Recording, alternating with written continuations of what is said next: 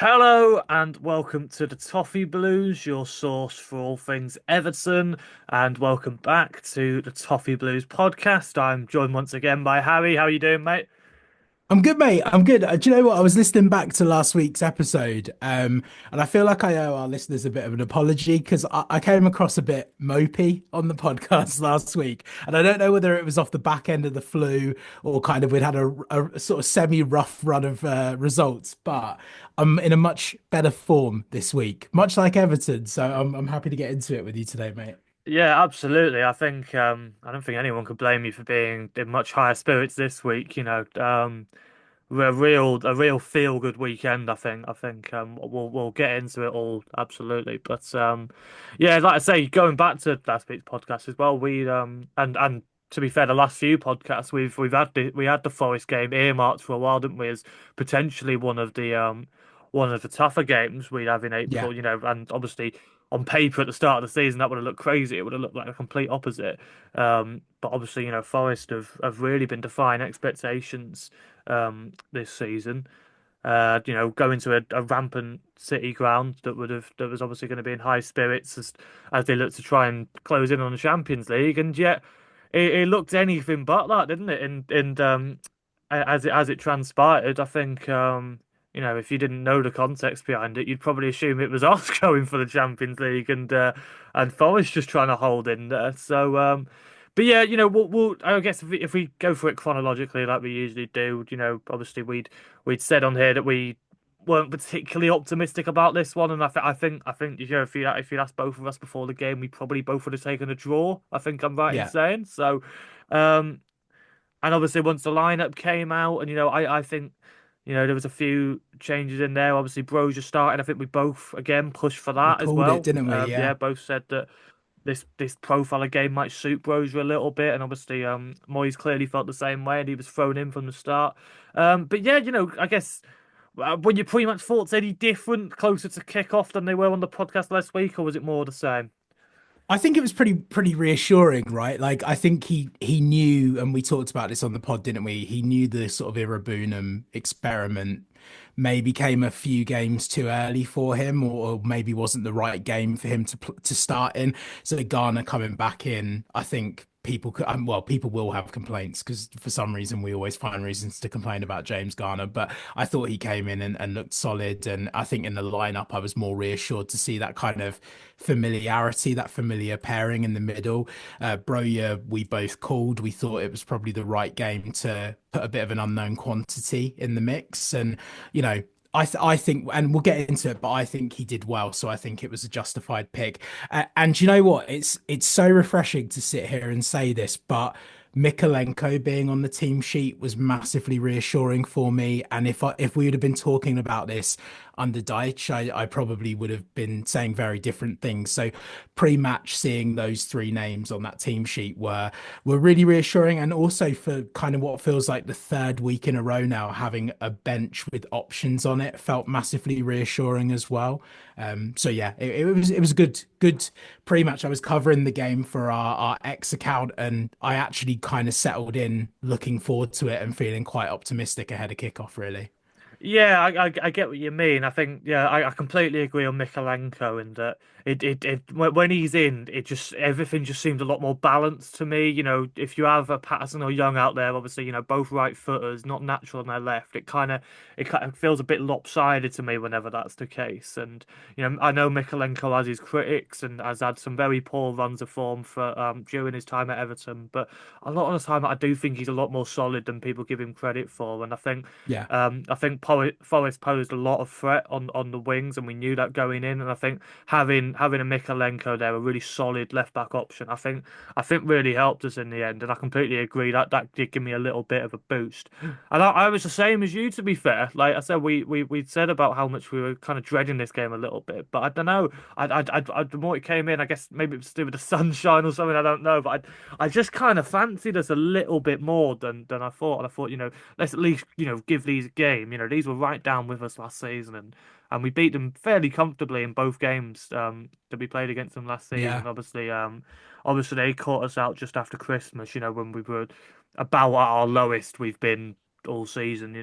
Um, Whereas this, I'd probably rank as I think our best performance of the season. I can't think of, you know, I mean Tottenham and Leicester. You look at the first few games at under Moyes, where we kind of just blew them away a little bit. Obviously Tottenham, the end of the game kind of let us down a little bit. But, Leicester we were just in complete control. But Forest, I think you could tell we really worked hard for that one, and I think the approach we took to it, as I say, Forest were what, third in the league at the time, and had beaten a lot of really good teams this season, and yet we just went in with absolutely no fear and said we're gonna take this game to you, and we knew that the way Forest play, that it probably meant we were probably gonna have a bit more of the ball than we usually do. They're a lot like us. They don't really like having too much possession, like to hit teams on the break, and yet I honestly think that played into our hands, and it gives me Mm. optimism going forward that this team can evolve a little bit more and become a bit more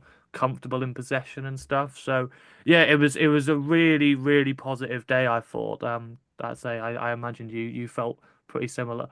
Oh, massively. Do you know, speaking, just going back to team sheets quickly, I think the biggest compliment I could give Everton was Chris Wood started for Forest at the weekend. And I don't think you'd have noticed.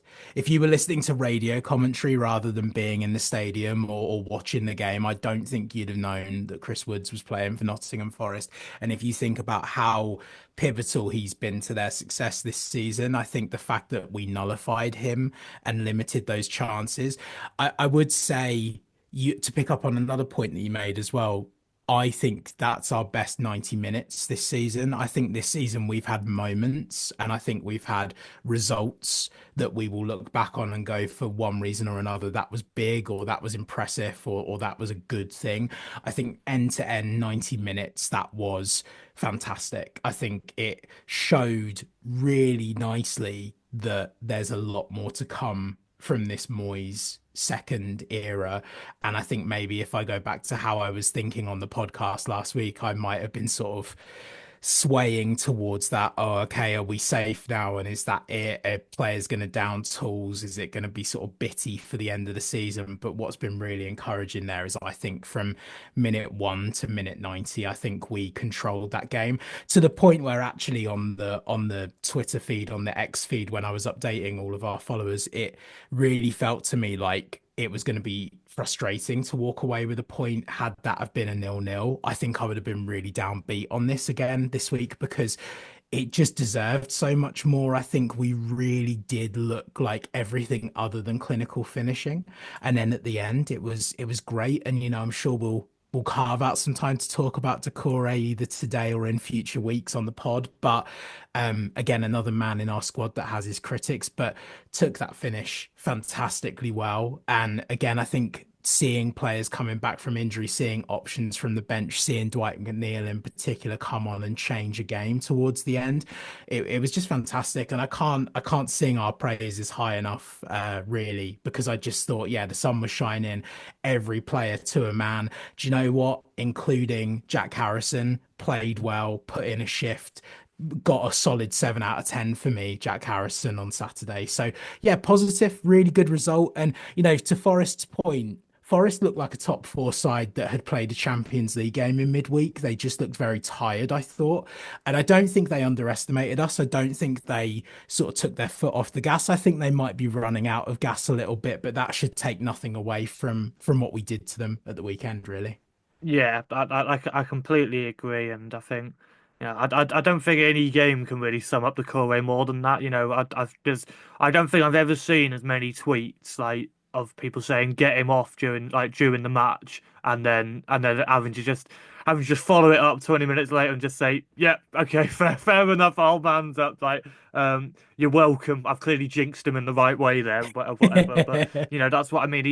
He didn't have the best game, and there's been a lot of performances like that this season where just things don't quite come off for him. But then he pops up when it matters, and I think that's Decore completely summed up to me. And we've banged on about it so much in the last few weeks, but I do genuinely think it'll be a bit of a miss if he does end up going next season, as it looks like he might do.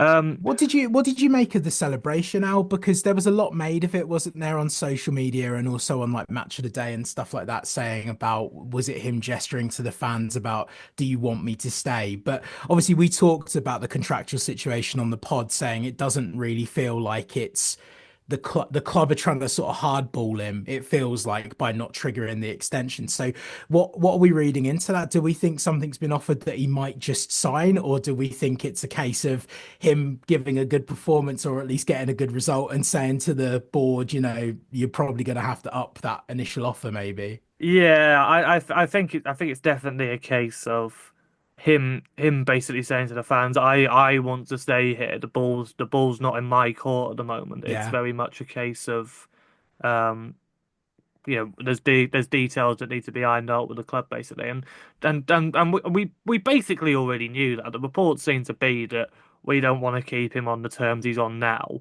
um, and if indeed he is going to stay, we want him on a reduced wage. I'm pretty certain he's the highest paid player in the squad now. He's obviously yeah, one of the main ones that harks back to that time where we were still just chucking money about without care in the world, the Ancelotti days.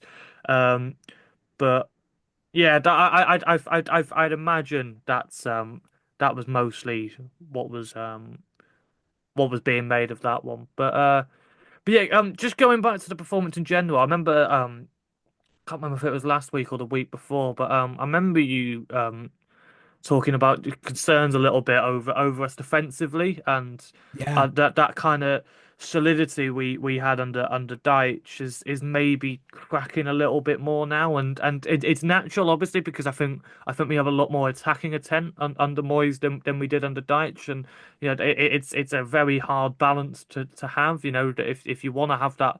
If you want to be, attacking more, it probably means you risk a little more defensively. And yeah, I don't know. I think against Forest in particular, I can't really remember any golden opportunities they had. We looked so reassured and solid at the Mm. back. And um, I think I read somewhere that I think maybe the BBC gave Pickford man of the match, and I don't understand how that can Oh, possibly be the yeah. case. He had nothing to do at all. Bramthwaite, Tarkowski, O'Brien, Mikalenko as well. They just took care of pretty much everything.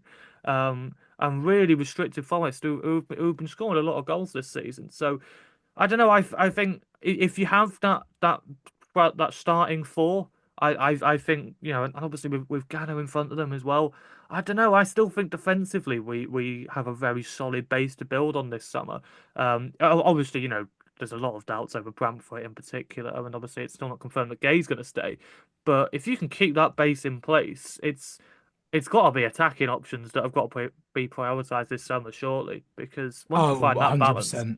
Yeah, yeah. 100%. I think we mentioned that on the pod a few weeks ago as well, didn't we? We said, I think when Deitch left, we were looking at the summer to come and saying, well, it's going to have to be a brand new back four. I think that's pivoted massively over the last few weeks. I would say on that Forest performance and the defensive fragilities that I'd cited in recent weeks. James Tarkowski didn't get booked this weekend, so that shows you how little there was to do defensively in that game. Because I mean, that's pretty much the first thing on anyone's betting coupon these days, isn't it? But yeah, I think Pickford getting man of the match. Whoever gave him that clearly was busy watching another 3 o'clock kickoff because that he didn't touch the ball really. I don't think they didn't really even have shots off target. I don't think really. Do you know what? Just yeah, I would. I don't know with the Branthwaite stuff and with the Ghana stuff. I've just been reading before we joined the pod today about Ghana potentially looking at some options in Saudi Arabia, which would be a great shame for Everton and for the Premier League. And I think he's still got a good season or two left in him at this level. But yeah, I think you're absolutely right. If we can keep hold of what we've got, but if Branthwaite were to go, you know bringing in O'Brien alongside Tarkowski, looking at a right back option, whether that's Patterson, whether it's Coleman, whether it's someone else. And, if Garner does go, there's all of this stuff about Souček coming in and Moyes' kind of love affair with Souček. So there's options. I still think all has to go. They have to go all in on attacking options. Like McNeil showing glimpses of great form and Dye showing great form since coming back. but we really don't have a decent striker come the end of this season. We need another option on the wing. I don't know how we'll get into transfers over the summer, I'm sure, but I'm going to just throw it out there. Is he going to defy fans and sign Jack Harrison on a permanent deal? Because the way he's talking about him in press conferences, it worries me tremendously. Worries Yeah. me that Jack Harrison's going to be a permanent transfer in the summer. Yeah, I mean, I completely agree on what you said earlier, by the way, and that's almost certainly Harrison's best performance of the season. I mean, there wasn't much competition, I'll be honest, No, no. but yeah, I completely agree. He did have a pretty good game on Saturday, to be fair to him, and yeah, like I say, there's definitely elements of his game to like. I love how hard he works. And it's got to be said that pretty much in his entire time at Everton, he's been played out of position. I'm Mm. sure he would have preferred to be out on the left, and we probably would have seen a bit more out of him had he been playing on the left throughout his time here. But there's got to be better out there this summer, surely. I know Leeds don't want him, so we could probably get him on a pretty good deal if we wanted to. But I think that boat sailed. I've got to be honest. I think I'd like to think his time at Everton is coming to an end. And like I said, I do absolutely wish him well wherever he does go. Yeah, Yeah, I don't think it's a right fit him at Everton. I have to say. Um, and I think it's probably worth discussing as well. Like I said, we've made so much about this run of fixtures we've had in April, and obviously we're still right in the middle of it. But we're past the halfway point now. We played 3 games against the league's top three, um, and I don't think I'm being at all controversial to say that I think we were unlucky not to have got something from all 3 of those games. yeah, yeah. Obviously, we've got a very credible draw against Arsenal, who admittedly had one eye on these Real Madrid legs, in which they've absolutely smashed it, by the way. Um, but um, but yeah, with the result at Forest as well, um, confidence must be flowing again now, I think, within these Yeah. group of players. And as we approach the end of the season, and uh, what is it, the one before the penultimate game at Goodison coming up this Mhm. Saturday, against Manchester City, who are still are far from the Manchester City that we've become used to at the moment. Definitely still vulnerable in places. I don't know. Are we feeling like we could maybe get some in here? With the run of form we've been on so far in April, and I think a lot of us would have taken 4 points at this stage. Oh, Snapped your hand off 100%. for it. So yeah, I don't know. Going into this City game now, how are we feeling?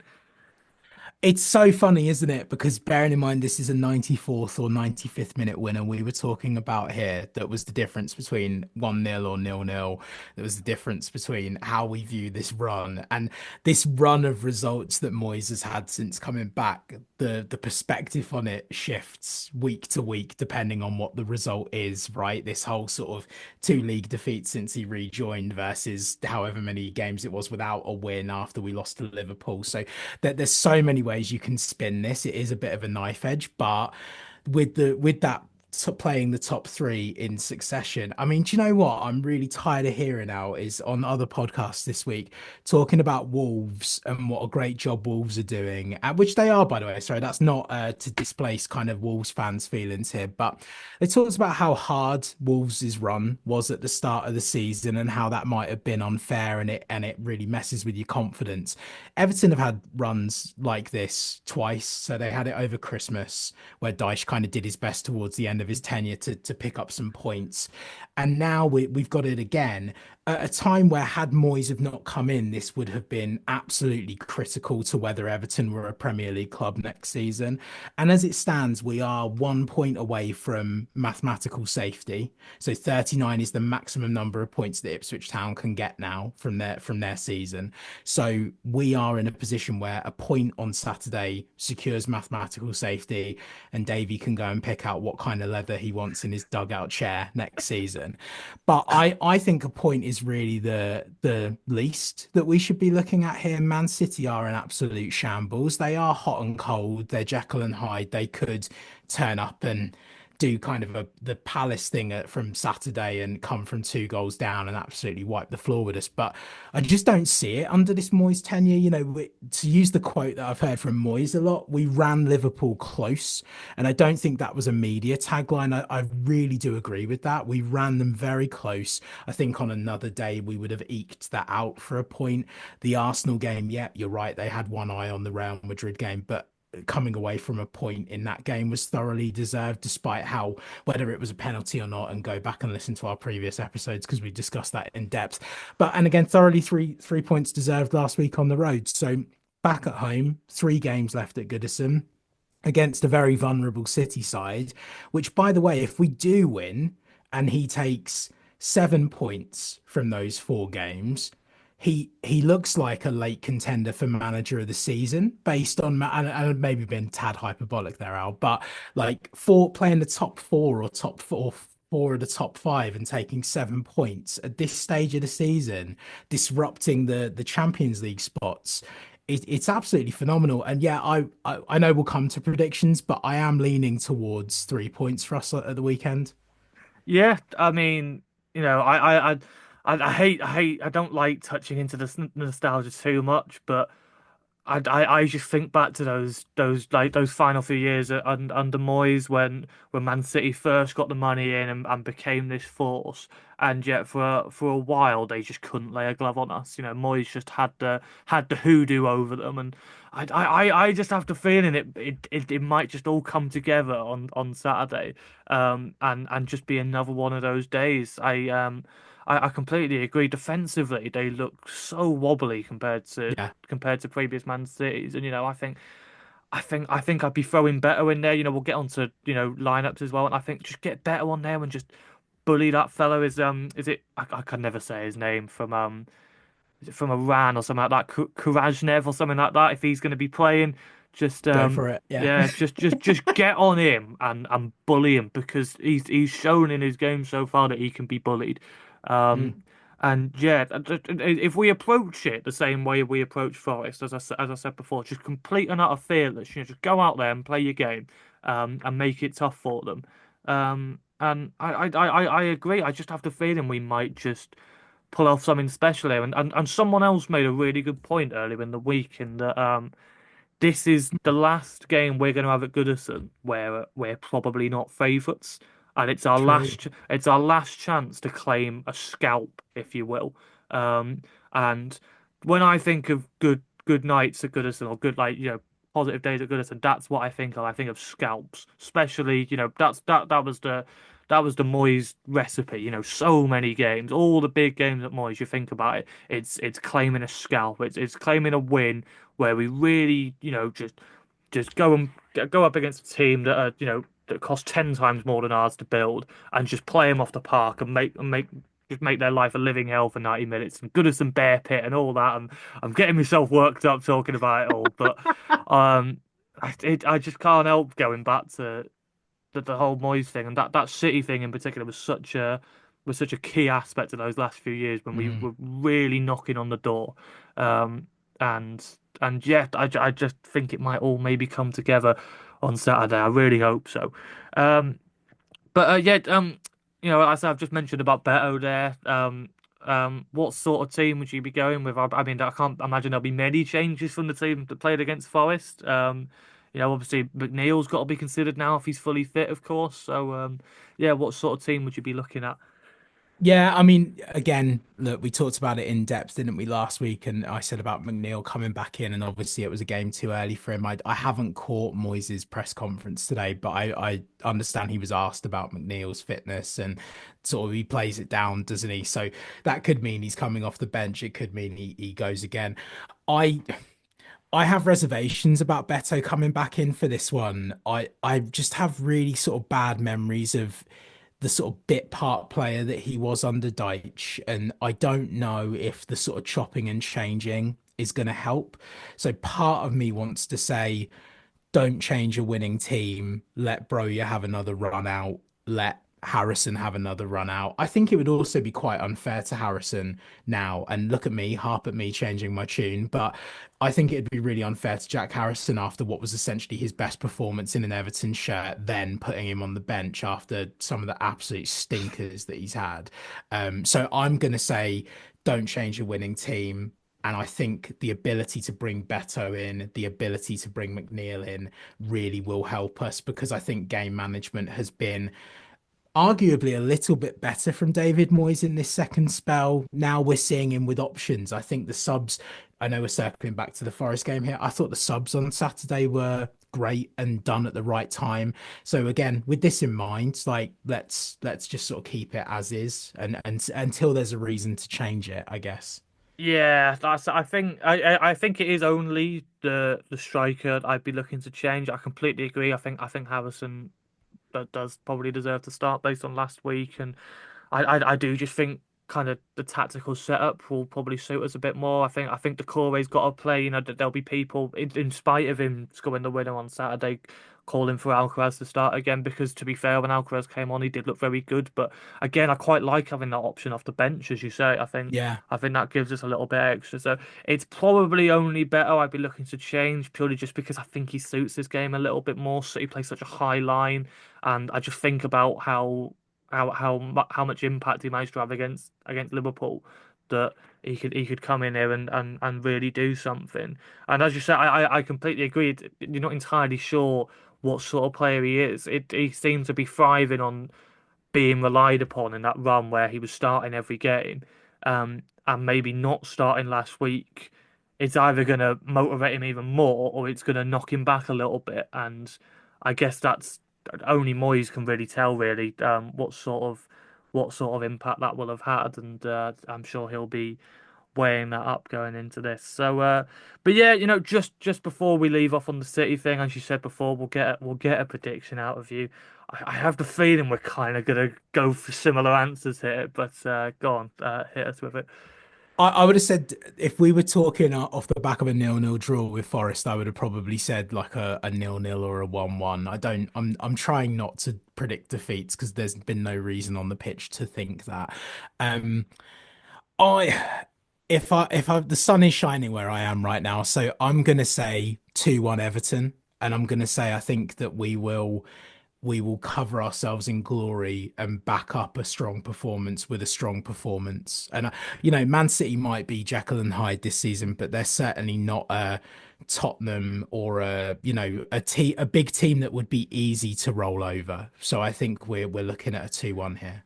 Yeah, I think I'll try and contain myself a little bit more, and I'll say a 1-1, but I'm gonna say it's a 1-1 that would have been like last week if we hadn't got that winner. In that we'll come Yeah. away from it thinking we probably should have won that. We probably had enough to win that, and one of those that really just kind of sting a little bit, but it's still a performance to be proud of.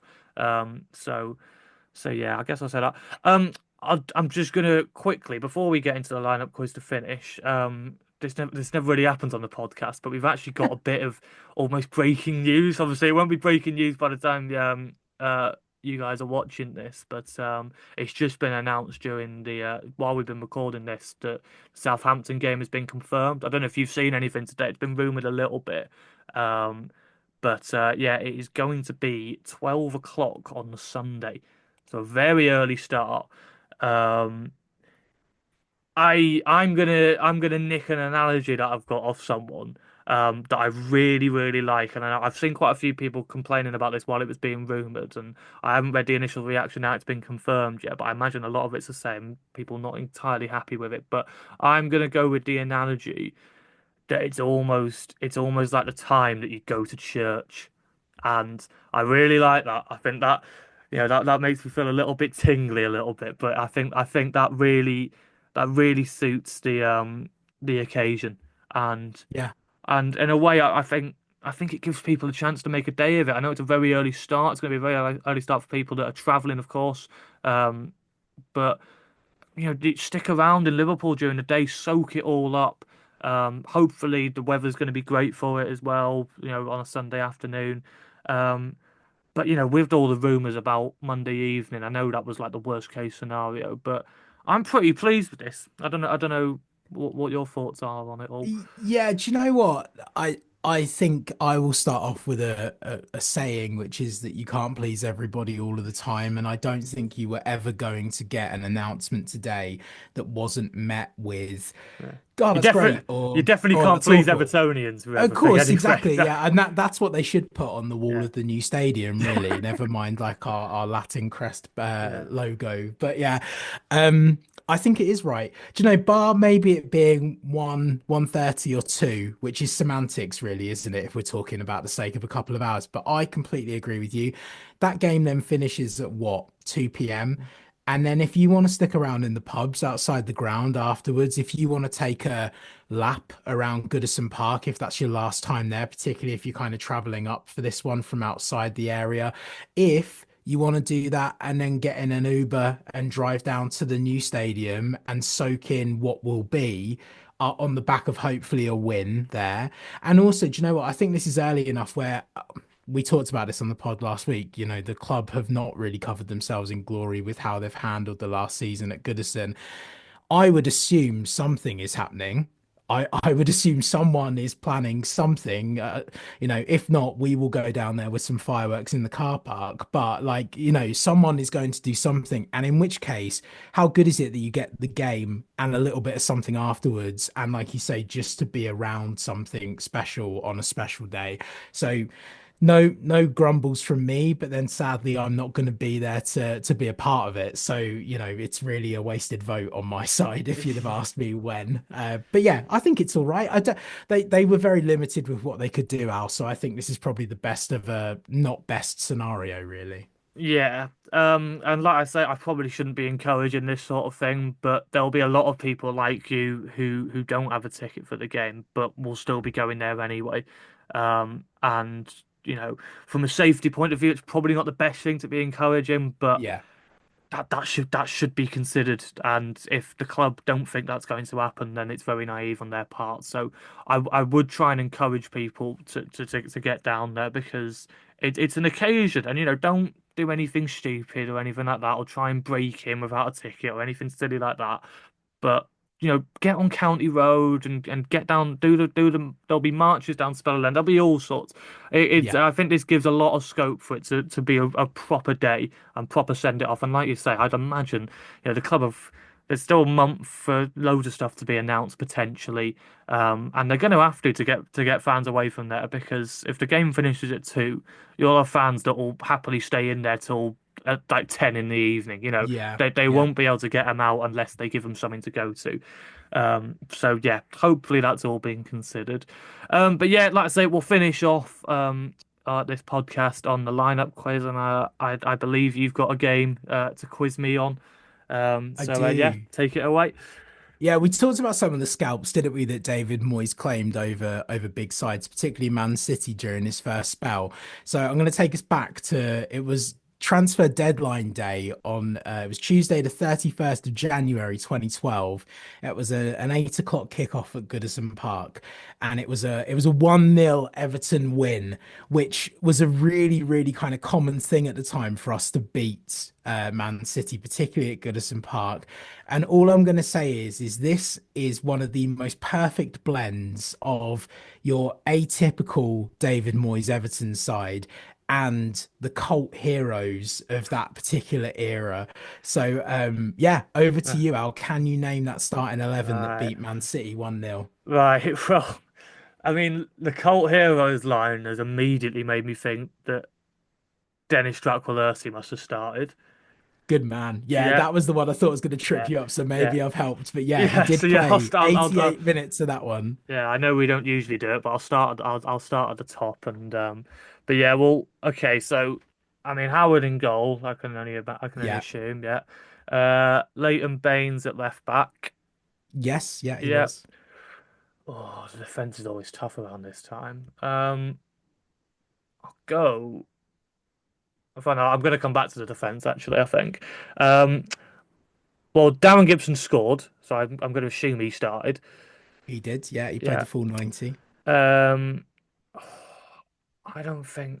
Pienaar, I think, signed that day, so he wouldn't have been back yet because that was the window we got him back on loan. So I'm going to assume he's not in the team. So then who would have been on the wings? Landon Donovan got the assist, so again, I assume he started. Yeah, good man. 5 for 5 so far. Yeah. Oh, so who else would have been on the wings? I guess. Um, Fellaini. Fellaini played, yeah, Yeah. 6 for 6. Yeah. Um. Oh, blimey, I'm really not sure on some of these now. Um. Would it have been Royston Drenthe on the Good left? man. Yeah. Yeah, he played 79 minutes and picked up a booking, but yeah, he played. So 7 for 7 now. This is great Okay. stuff. Okay. Right. So the defence will have been Distan and Heitinger. So Johnny Heitinger did play. Sylvan Distan was not in the squad. So that's Ah. what one life down, but eight Okay. from nine guesses is Okay. good stuff. So then the other centre back would have been Jagielka. Again, this is where it Ah. might trip you up. Jags was also injured, not in the squad. Bloody So hell. two lives down. I would give you a helping hand here and say maybe don't focus on centre back Yeah, okay, options. I'll come back to that one last time, but then it's such a minefield with the right back. There's like three options that could be. Um, I've still got one midfielder to guess, and I said I'd like to think some of the options I'm thinking will at least be on the bench. So I'll go for Cahill. Yeah, Tim Cahill played the full 90, and Okay, that's the midfielder that you've been looking for. right. So then into defence it'd be. I'll go for Coleman, but I don't think it's going to be him. That's it, I'm afraid, Al, that he's not in the squads. Ah, It's so that's do you know what? What's really interesting here is people listening to this might be shouting a little bit because you mentioned the flurry of right back options, and in very typical David Moyes form, he just played all of them. So right. Tony Hibbert would have played in what effectively was a back three, but Phil Neville also played that Yeah. game. So Hibbert and Neville were your missing So ones. it might even have been Hibbert as centre back, which is mental, but he did that a few times. So Yeah. this is what I mean. Like he used to have so many times where we just had half our squad missing, and we still managed to get wins. It was ridiculous. Al, we've Um, got to talk about this bench here as we often yeah, do. go So, ahead. some cult heroes on the bench and also some names before they were named. So, Jan Mucha, the goalkeeper, great substitute goalkeeper. And then we had Shane Duffy on the bench, Ross Barkley before Ross Barkley was Ross Barkley, Adam Forshaw, Magai Gay, I and then nearly up said top. him. Nearly said him Yeah, instead of and he Drenthe. would have Yeah, kept you in because he was yeah. sat on the bench. And then Apostolos Velios, cult hero, and Jose Baxter Bloody also hell. he came on. And State Moyes of made that two. bench, mate. I know, and Moyes made two changes in that game. Strakowalski and Drenthe came off, and Velios and Baxter came on. So, Oh, bloody hell, mate. And that's City who won the league that year. Mental. yeah, yeah, Mental. But yeah, as ever, we're literally about to run out of time on this. So yeah, thank you very much for joining me, Harry. Please leave a always, like if you mate. enjoyed the video. Subscribe to Toffee Blues channel for more Everton content, and we will see you in the next video. Up the Toffees.